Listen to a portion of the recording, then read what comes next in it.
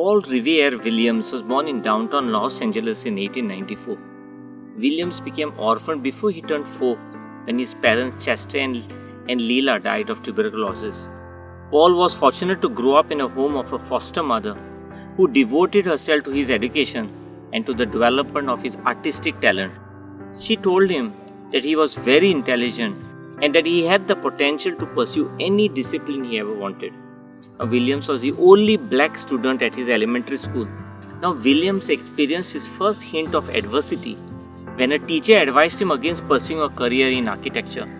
Williams recollected the moment when he announced his intention to his teacher and how the teacher stared at him with as much astonishment as he would have displayed had he proposed a rocket flight to Mars.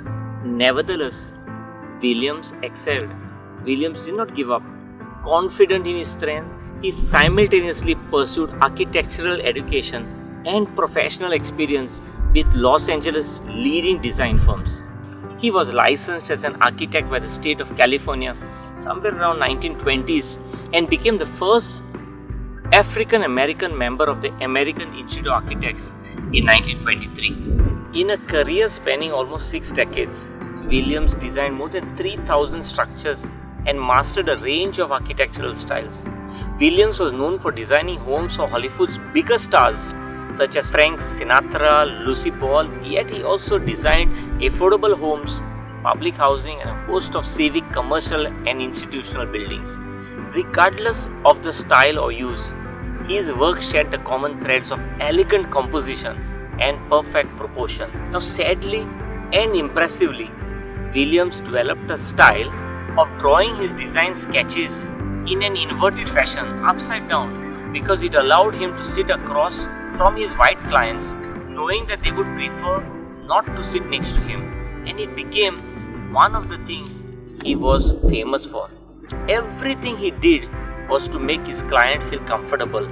That's where the upside down technique that he was famous for came from. Now the perpetual racism of his day required him to juggle, compromise and change in an attempt to practice his craft. Williams toured construction sites with his hands clasped behind his back, so he gave them the option of extending their hand first. By law, he could not live in some of the places where he designed homes, particularly in Flint Ridge, where the land deed clearly stated that a black person could not even spend a single night. Now Williams found a way to work around such barriers because he had the ultimate goal in mind. In a 1937 essay for an American magazine titled I Am a Negro, Williams shared some of his own philosophy. He wrote, "Virtually everything pertaining to my professional life during those early years was influenced by my need to offset race prejudice, by my effort to force white people to consider me as an individual rather than a member of race." Friends, have you ever wondered why do some people suffer physical and mental breakdowns when faced with overwhelming adversity while others seem to thrive and succeed? Well, there's wisdom in the proverb, when life gives you lemons, make a lemonade. It's an old adage used to encourage optimism in the face of adversity.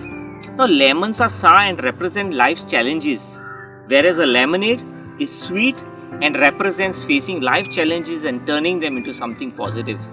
In other words, it's about turning negativity into positivity. Friends, John Gordon, the author of The Power of Positive Leadership, said, "Being positive won't guarantee you'll succeed, but being negative will guarantee you won't." Martin Seligman, the father of modern positive psychology and author of several self-help books, has spent decades of research around the topic of learned helplessness, positive psychology, depression, resilience, optimism and pessimism. His research focused on to finding out why some people maneuver through life so easily while others struggle. The answer to his question can be summed up in just one word: optimism, characterized by hope and confidence in success and a positive future. Optimists tend to view hardships as a learning experience or temporary setbacks. Even the most miserable day holds the promise for them that tomorrow will probably be better. Now, many people think optimism is a personality trait. However, evidence-based studies in psychology show that it can be cultivated, learned, and it can be built.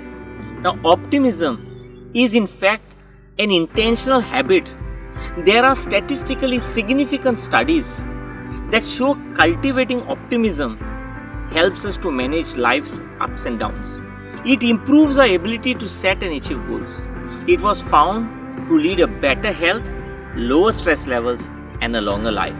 Optimism doesn't mean that you have to be happy all the time, but it does mean that you positively envision a better future. Now, Seligman studied the way people analyze positive and negative events and identified the 3 P's of self-talk that finally influence whether we take a resilient, optimistic, or a less helpful approach.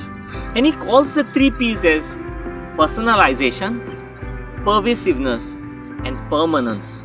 Now, Seligman explained that the 3 P's of optimism can be very helpful to face uncertainty and tough times. Now, the first P is personalization.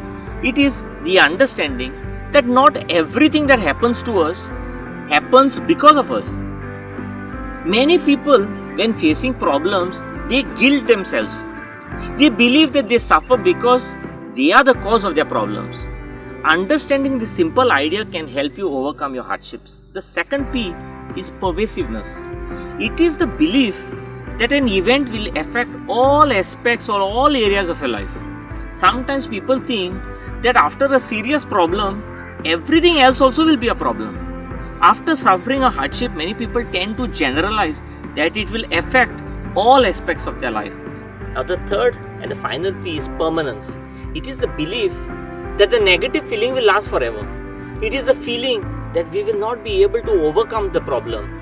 Optimists believe every adversity they face will not last forever, while the pessimist will feel that the adversity will last forever.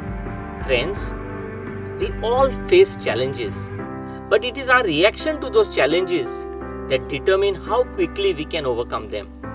We need to remind ourselves, what you resist, persist, and what you befriend, you transcend.